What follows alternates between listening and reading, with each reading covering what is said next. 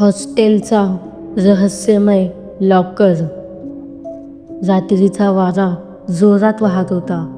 नंदन आणि त्याचे मित्र नवीन हॉस्टेलमध्ये राहत होते. सर्वजण अभ्यास करत होते. पण रात्री 12 वाजल्यावर अचानक स्टडी हॉलमध्ये लाईट झपाट्याने बंद झाली. अंधार पसरला आणि कुणीतरी हसल्यासारखा आवाज ऐकू आला. नंदनने फोनचा टॉर्च चालू केला.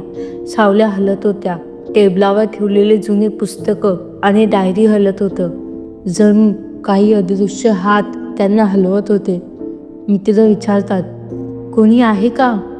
पण उत्तर नाही. स्टडी हॉलच्या खिडक्यांतून एक जुन्या पोशाखातले व्यक्ती सावल्यासारखे हलताना दिसत होते. धाडस करून नंदन खोलीत गेला. खोलीत जुनी पुस्तके, बंद होणारे दरवाजे आणि टेबलावर एक लॉकर होती. तो लॉकर जुन्या काळाचा वाटत होता. त्यावर काहीतरी गूढ चिन्हे होती. नंदनने हात ठेवला आणि हळूच लॉकर उघडला. त्यानंतर लगेच वातावरण बदललं. खोलीच्या भिंती हलक्या प्रकाशात चमकायला लागल्या, पण त्या प्रकाशात काही दिसत नव्हते. अचानक नंदनच्या कानात गूढ आवाज ऐकू आला, तू आला आहेस? हृदय धडधडायला लागलं. त्याने पुन्हा पाहिलं, पण स्टडी हॉलमधील मित्र मात्र काहीही पाहत नव्हती.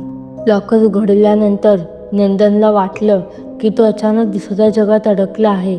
भिंती हलत्या सावल्यांसारख्या दिसत होत्या आणि जुन्या विद्यार्थ्यांची कुजबूज ऐकायला येत होती.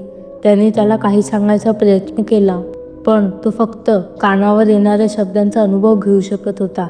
काहीतरी चेतावणी, काहीतरी गूढ संदेश. नंदनने हिम्मत करून लॉकर बंद केला. परत येताना स्टडी हॉलमधले सगळे मित्र घाबरलेले आणि कन्फ्युजनमध्ये होते. त्यांनी विचारलं, काय झालं? पण नंदन काहीही सांगू शकला नाही, कारण ज्या अनुभवातून तो परत आला त्याची आठवण फक्त अर्धवट होती. रात्रीची थरारक घटना संपली होती, पण हॉस्टेलच्या स्टडी हॉलमध्ये अजूनही लॉकर हलत होता. जणू काही त्याला काहीतरी सांगायचं होतं.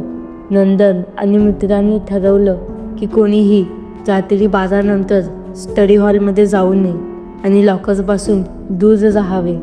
कधीकधी जर कोणी एकटे राहून अभ्यास करत असेल, तो लॉकर हळूहळू उघडण्याचा प्रयत्न करतो. सावल्या हलतात, गूढ आवाज येतात आणि तुमच्या कानात फक्त एकच शब्द येतो, पुन्हा परत ये.